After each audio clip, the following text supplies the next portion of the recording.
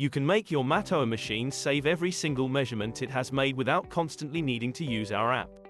A typical use case could be that you have a batch of items to be sorted and you would like to understand the composition.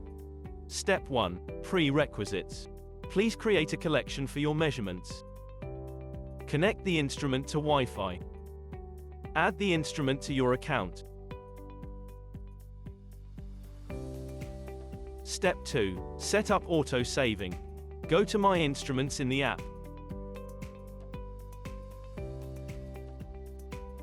Then, select configuration for the instrument you wish to change. Finally, choose the collection to be saved into, by using the autosave into collection drop-down arrow.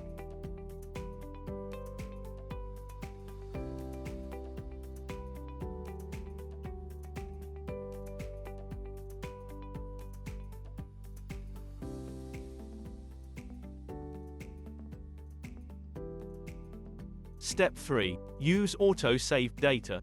After you set up auto-saving, the device reports the measurement results to our cloud every 5 minutes, so there will be a slight time delay between the measurements and the data appearing. To conserve data and the device's limited memory, only the measurement result is saved, rather than the full spectrum.